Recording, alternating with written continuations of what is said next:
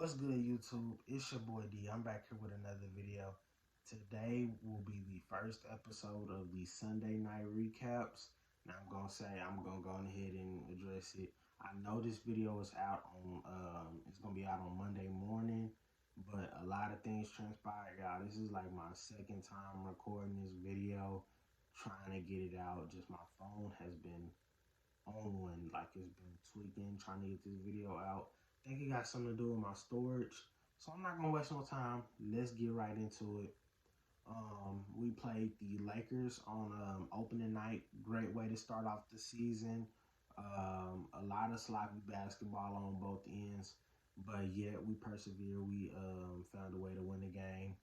Clippers game, we were up. Steph had like 25 in the it was in the first quarter or the first half. It was one of them. I can't remember. But we came off firing. We came off hot, getting our shots up.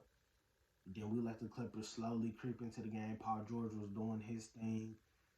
Then once he got to that tight point, we found a way to close out the game, eliminate our turnovers, started hitting shots, just playing our game, and we persevered and won the game. Now on to the Sacramento game. Now we won. Honestly, same song and dance almost. Just it was a close game the whole way. Then the fourth quarter, we showed that we're the more experienced team. They were led by three young guards. Buddy Hield was just jacking up shots, and we showed that we're the more experienced team. We limited our turnovers. Like I said, same song and dance. Locked in on defense, got stops, got good looks, got to the rim, got to the foul line. Just overall, just played our game. Now I want to talk about Draymond Green especially. 14, 6, and 6. 6 for 12 from the field, 1 for 2 from the three ball. Now, guys, like, you probably hear a lot of Warriors people say this, but it's true. If Draymond can give us anywhere between 10 to 14 points a game, it really speaks volumes. Like, we're like one of the best teams in the NBA when he can give us some type of production, when he can assert himself as a threat, and gets the respect of opposing defenses. When he sets, say he sets a pick and he rolls to the rim, he can, a lot of times he can be very passive when he can be aggressive and just take the lay or do a floater or maybe a 10-foot jump shot, something like that.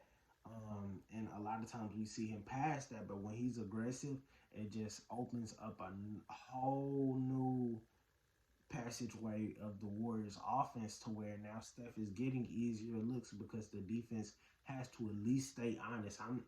Defenses are never just gonna play Draymond tight. Oh, we gotta stay with him. We gotta chase him around the court when he has the ball in the hand, things like that.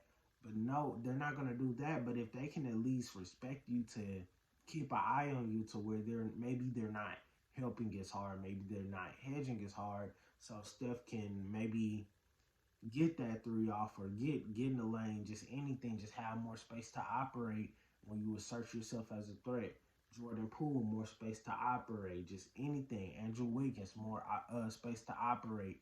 Just opens up the lineup when we get an aggressive Draymond, on top of the little things that we know he does that doesn't necessarily pop up on the box score. So that's always great when Draymond can give us this type of production. Jordan Poole, I want to say this was probably his most conservative game that I've seen from him, honestly, in a while.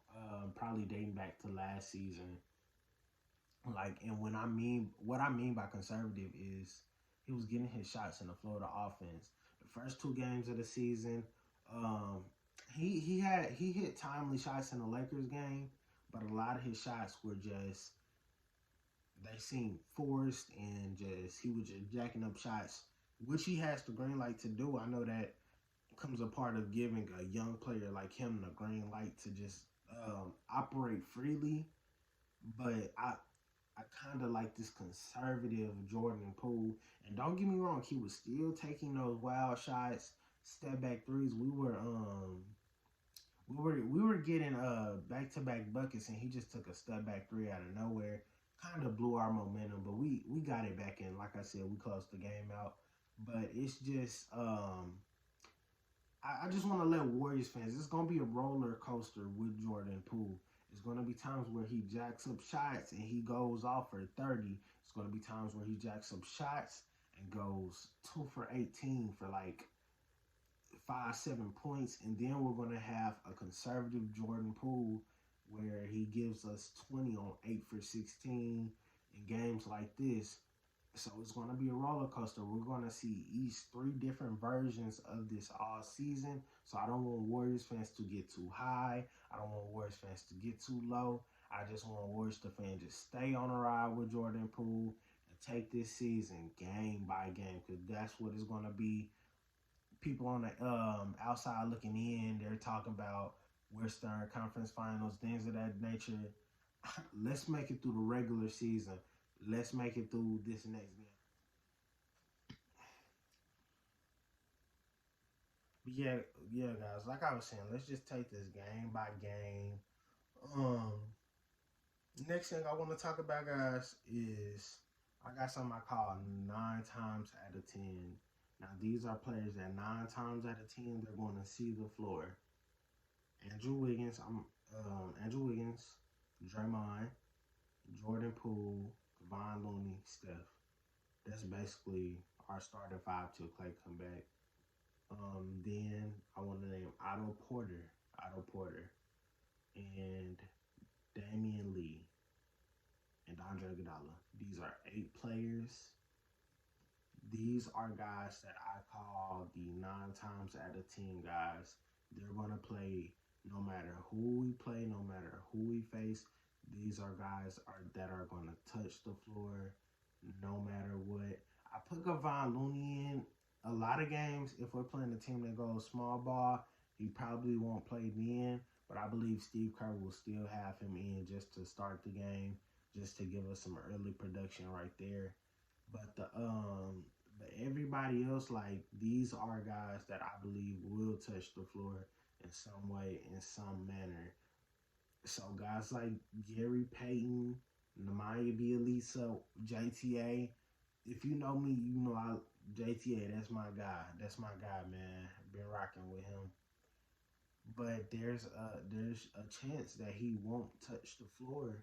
So don't get too attached to guys like Nemanja Bjelica. So when he has a game versus the Lakers where he looks like a mini Nikola Jokic, then this game he comes back and plays 9 minutes, 2 points, 3 rebounds. So it's going to be up and down with certain guys like Gary Payton. Tonight he came in 10 points, 4 for 6, 2 for 2 from three. Great game. Hit some timely shots for us. But next game, if he racks up a DNP, I'm not surprised. I'm not mad at Coach Kerr, because there are certain lineups that are gonna call for certain things. Now Gary Payton, I think if he keeps up this type of production, I think that he has a chance to slide into that 9 times out of 10 rotation. But they're gonna be like, just overall, what I'm saying is, do not get attached to certain players after they have a big game if they're not in the 9 times out of 10 players that I just named. But that's going to wrap up today's episode. I hope you guys enjoyed. I hope I let you guys know something going forward this season. Make sure you like and subscribe.